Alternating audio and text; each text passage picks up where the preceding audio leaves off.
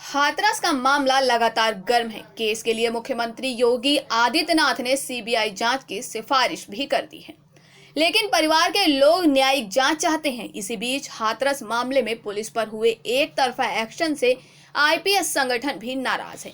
संगठन सवाल उठा रहा है कि जब सारे फैसले डीएम की तरफ से किए गए थे तो उन पर कोई कार्रवाई क्यों नहीं हो रही है। इन सब के बीच सबसे बड़ा सवाल है कि जो गोदी मीडिया कुछ दिन सीएम आदित्यनाथ योगी की तारीफ में 24 घंटे कसीदे पढ़ रही थी, आज वही गोदी मीडिया योगी के खिलाफ आग क्यों उगल रही है। अगर आपको लगता है कि गोदी मीडिया हाथरस का सच दिखा रही है तो आप गलतफहमी में हैं, क्योंकि मामला उतना साधारण नहीं है जितना आप समझ रहे हैं। यह एक बहुत बड़ी राजनीतिक चाल है और यह राजनीतिक चाल पीएम मोदी, अमित शाह और शीर्ष पर बैठे कुछ नेताओं द्वारा चली जा रही है। दरअसल हमारे सूत्र बताते हैं कि मोदी, शाह और उनके बेहद करीबी कुछ बड़े नेता योगी के बढ़ते हुए कद से परेशान हैं और वह नहीं चाहते कि मोदी या अमित शाह के समक्ष कोई तीसरा पीएम उम्मीदवार के रूप में उभरे। शीर्ष पर बैठे हुए बीजेपी के इन बड़े नेताओं ने बड़ी चालाकी से पहले पीएम के सबसे बड़े दावेदार लाल कृष्ण आडवाणी को मार्गदर्शन मंडल में डालकर साइडलाइन किया।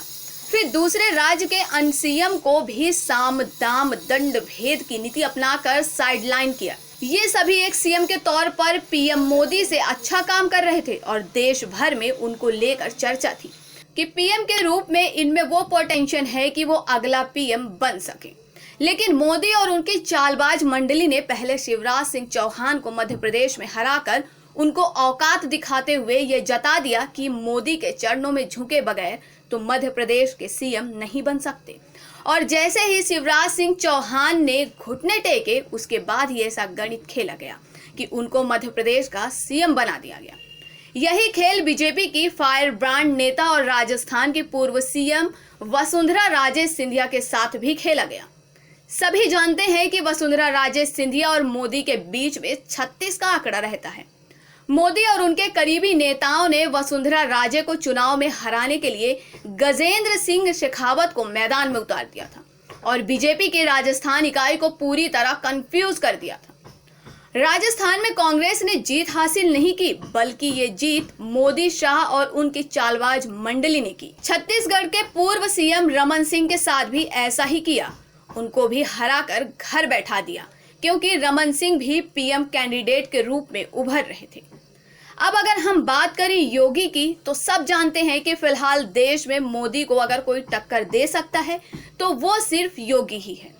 योगी की तमाम कमियों के बाद भी हमें ये स्वीकार करना पड़ेगा कि गुंडों के खिलाफ योगी ने जो कदम उठाया वो देश भर में चर्चा का विषय बना रहा।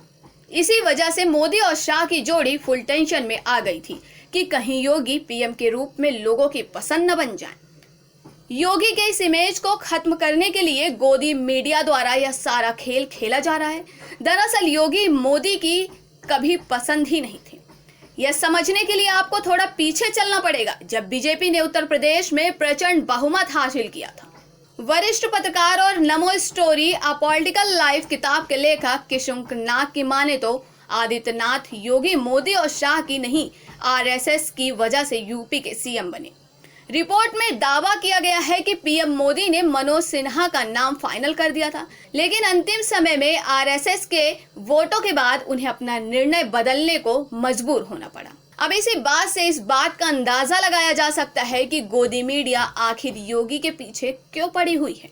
इसी प्रकार की बड़ी खबरों में बने रहने के लिए हमारे चैनल को लाइक, सब्सक्राइब और शेयर करना ना भूलें।